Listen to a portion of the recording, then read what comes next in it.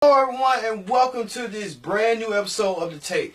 I'm your host Kendra Dix, and glad you can join me here on this brand new episode of The Take. Once we did the show last week and you gave me your response, overwhelmed response, I was elated. I was like, whoa, I guess I found my niche somewhere into something I wanted to do for a long time. But now I kind of know now that y'all want more, so I'm going to give you more each and every week, each and every Thursdays here on my YouTube channel. And then we're going to roll over when August comes. We're going to have it on Connect TV on my YouTube page. So right now it's on Facebook as I speak, leading up to the August premiere of it. So glad you can join me here. So let's get started with... Oh, by the way, for all the mothers out there, a happy belated Mother's Day to all that do much they can for their kids. You know, sons, daughters, y'all the ultimate caretakers, y'all the ultimate ones that, you know, making the breeding ground for success. And keep doing what you're doing. Don't never stop giving up what you believe in, you're passionate about, being a mother. And I want to also give my mom a shout out too, because she kind of led the path road to me, you know, being what I wanted to do, able to, like, you know, charge on and being a top inspiration for me and many others. So shout out to all the moms out there on this belated Mother's Day. You know, just, you know, hey, it's taped. So, you know, what can you do when it's taped? But speaking of that, let's go to the big story. Alright, many of you might know who Steve Harvey is.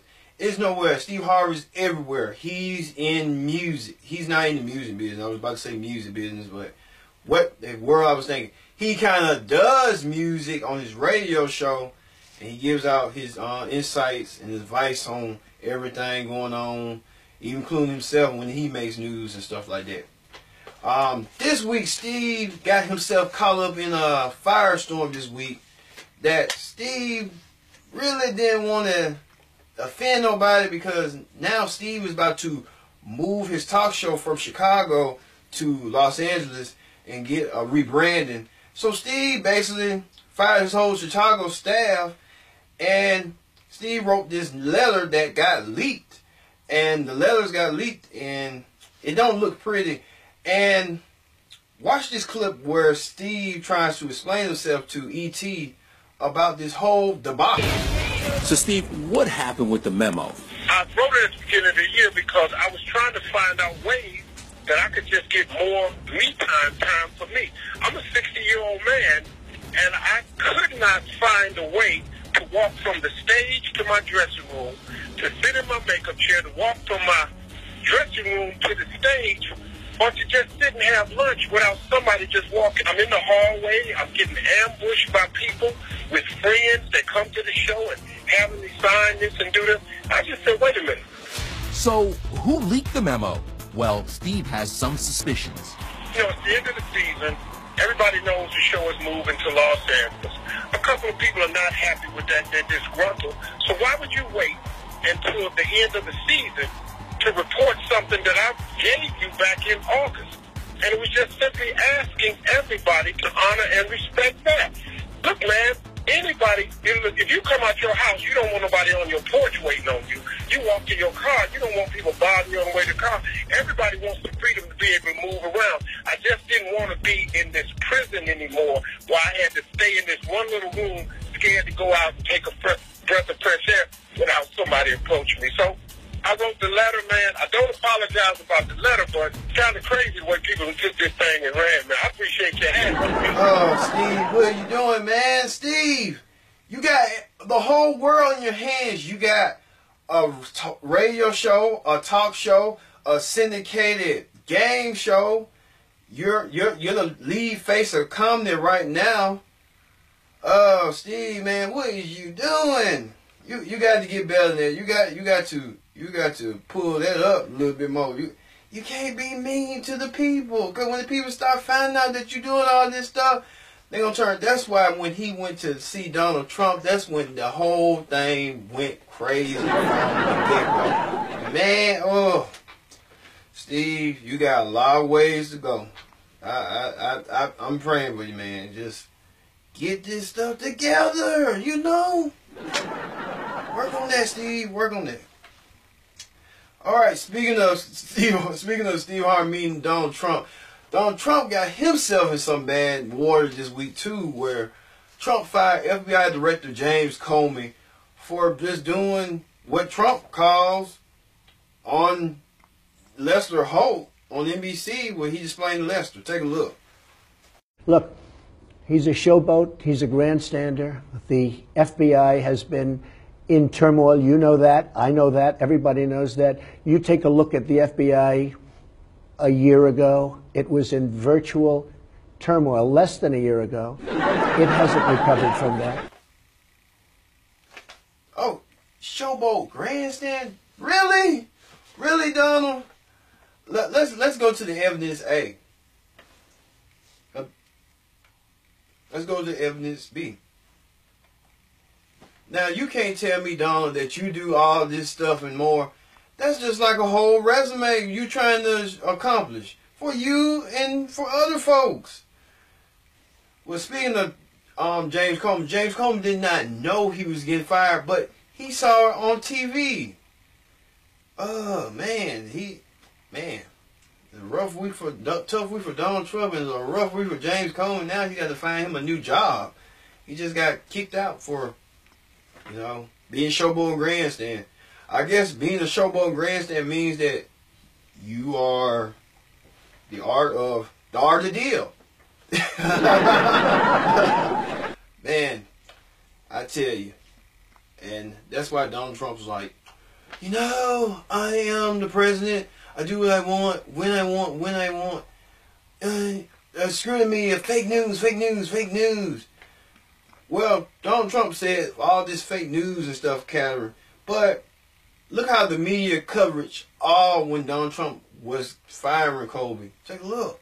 President Trump's decision to fire FBI Director James Comey stunned Washington and is sending shockwaves through the agency. Tuesday night massacre. Let's play hardball. It's a grotesque abuse of power by the President of the United States. Again, disdain for the presidency. This is bigger than Trump. It's about America. People are calling it a constitutional crisis. We're in a full-blown constitutional crisis. An absolutely bizarre statement for this bizarre president to make. And Donald Trump, in writing that sentence that he clearly couldn't hold back on, is raising his own potential criminal liability. A little whiff of fascism tonight, I think it's fair to say. I don't care about the law. I'm the boss. It's understandable that people are comparing it to Watergate. This is the kind of thing that goes on in non-democracies. This is a terribly dangerous moment in American history. Say, hey, no news is good news, but hey, news bleeds. All right, stick around. We'll be right back. Welcome back to The Take. I'm your host, Kendra Dix. And let's go to the reality show Clip Down. All right, on this reality show Clip Down, the Braxton sisters are trying to look for answers and confront the woman who they thought broke up their mother and father's marriage. And things didn't seem to go unpleasant. Take a look. I invited Dad and his wife to dinner. Miss Juan, we were so angry with you, we wanted to spit on you and stab you. That's my mom! You're not being honest. No, damn it, Tony, let me tell my truth. You are my child. Oh, my God! Tamar crying. She cried like Baby Bop. I love you. You love me. We're a happy family. We're a great big kiss on me to you. Don't you say you love me too. Tamar with those Baby Bop tears. Baby Bop. She's like Baby Bop. But, hey, she's trying to get all the answers that many people don't know. All right, speaking of Tamar, let's wait till growing up here in Atlanta. During when the Braxtons had ended, WeTV provided us a sneak peek of grown-up hip-hop. Now, everybody knows that grown-up hip-hop is all about children, up-and-coming talent that are stars of, you know, big celebrities like T.I. and Tiny's daughter, Zip and Neat. Bow Wow's in it. Waka Flocka Flame's little brother, Reginae Carter, Lil Wayne and Toya Carter's daughter, and that's many more. But look at this clip and you tell me what growing up hip hop and ATL is all about. Yo, what up? It's me, Lil Bow Weezy, aka Bow Wow, aka Shab Moss, aka Miss Entertainment. I grew up in hip hop since 5 years old. It's Big Bow Wow now. I make TV, sell records. I'm a hustler. The average person your age ain't been through what you've been through, because they can't fly with you. Hip hop in the A is like family. Jermaine Dupri, So Def founder, the godfather of the A. The Brat, you know, that's always been Big Sis. T.I. and Tiny. DJ Hurricane. And of course, Miss Dale. And now their kids are the next generation of Atlanta. I'm Zanique. My parents are T.I., the rapper, and Tiny from the group Escape. I'm a singer and an entertainer. I am the A&R of your project. Yeah, I know. But you're firing me, right? Okay. Working with family is never easy. You got a momager. I went through that. It messed up our relationship as mother and son. It's how this business can be. I'm Brandon Barnes. I am the son of Deborah Antony, younger brother to Waka Flocka. My mom is known for building the careers for Gucci Mane, Nicki Minaj, and a whole bunch of other people. She is the ultimate developer, but everybody know I'm like the Jesus Christ of development. I mean, let's be real. Take out a pencil and pad, because I'm about to take you back to school. I'm not just gonna let you talk to me any kind of way. It ain't easy stepping out the shadow of hip-hop royalty. I can't do this with her in this music business. My name is Reginae Carter, and I am a senior in high school. Growing up with my father being Lil Wayne and my mom being Toya, right, my life is just lit. When you get the world handed to you, nothing's ever enough. I'm telling you what doesn't make sense to do a big crazy party at 18. Just like any other family, we gonna fight like hell. Gets crazy. Are you serious about working in the studio? I don't know if you're ready, man. You don't work with Rihanna. You don't work with nobody. You're a liar. Don't be trying to come down on me. Why are you even commenting on my child? Man, this is hip-hop. Ain't no friends involved in this when we take care of business. I want you to go down there to beat him up. Like, I'm tired of him. He keep disrespecting me. We need to end this right now. Hey, hold on. Why are you disrespecting my child? What's up, Hollywood? So, you thought you just gonna come to the anything? You gonna bring this? Alright, growing up hip hop ATL. I guess it's gonna be a new series. Like, hey, we're doing the same thing over here in Atlanta than we're doing in Hollywood. So, you know, yeah, wow.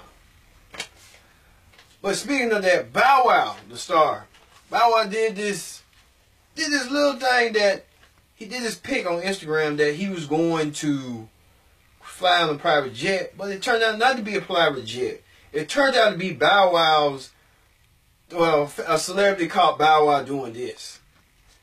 Really, Bow Wow? After all these years of you playing the game and you just saying, oh, let me post something on Instagram saying I'm over here, but someone kind of caught me red-handed and said I'm doing this. Really, Bow? But it didn't get worse. Everybody started doing the Bow Wow challenge and it just exploded. Take a look. Look at this. Look at that. Look at that. Look at this. So Bow Wow's doing this Bow Wow challenge, and Bow Wow always saying that he put Chris Brown and Trey Songz, he made them stars. But Chris Brown and Trey Songz, like, we kind of became stars on our own, man. Kind of became stars on our own. We didn't do all this. So what they tell you? Bow Wow just trying to get some more publicity. Already is a publicity hound. Ugh. Yeah. All right, let's move over to the clips. All right, on these clips right here, former NBA star Lonzo Ball I think his name, Lonzo Ball, father. I forgot his name, but you know what I'm talking about. He's supposed to have some shoes coming out. And he went on to say that the shoes going to be bigger than Jordan. And you know how much these shoes are? A mere $500 for shoes. You know, especially me, not crazy about shoes like that, but I know when I used to work at a certain sporting goods store, I used to know, hey, these folks over here will kill for some Jordans. It was up there like in the $200 range and lesser, depending on how you want it bad. So, hey, Lonzo Ball Father knows best. Ball knows best what Lonzo's trying to help his son get there, because his son's almost closer to getting to the NBA draft, and he wants his son to be up there with Michael Jordan and LeBron. Yeah, LeBron, I used to work at that certain sporting goods. LeBron, people used to be complaining about LeBron shoes. Man, they so high. They so high. Why he ain't big on a star? I can see Jordan getting all the recognition and getting all the accolades, and I can see he winning like he had 6 championships. I can see that, but LeBron, he getting there. He got 3 or 4, but this Lonzo Ball kid and his father talking all this nonsense. I don't think so, man. I don't think so. They better go on with that crap. Oh. It's like, you sound like a customer, just kind of like I used to deal with all the time back in the day. Like, man, come on here. You want to go get the shoe or what? And you're like, what, man? But it's too high. It's too expensive. I want a little bit cheap. Can I use a discount, man? You building my pages up real close. You know, real tight. I'm just saying, man, it's just too much. Alright. Will Ferrell had provided a graduation speech amongst people, but many people were impressed that he challenged his inner Whitney Houston. Take a look. I will always love you. Will always love you. Will always love you. Class of 2017. Will Ferrell did not know that he had his inner Whitney Houston inside of him. And I can't sing. Damn. Oh man. And finally, on today's show, Matt Lauer talked about a scorpion coming into the airlines, crawling into somebody in the Houston airport. And many people had checked the passenger to see if he had any scorpion bites or bits. But the scorpion just came out and just see how everybody was doing. Take a look. I'll tell you about an unusual incident at George Bush International Airport. This is in Houston. A United Airlines flight to Ecuador was delayed last night after someone reported seeing a scorpion crawl out of a passenger's clothing. The plane returned to the gate. Everyone got out. Paramedics examined that passenger and found that he had not been stung. United brought in a different plane and the flight took off. It's not clear if any scorpion was actually found. I wouldn't even bother seeing a scorpion myself, because those scorpions are kind of like deadly and kind of like vicious. And, hey, they don't bite. I hope not. They don't try to, you know, you would think they would come around and just see what's going on. They're like, oh, there's nothing going on. I don't want to cause no trouble. Let me go right back inside. All right, that is the show. Thank you, and see you next week.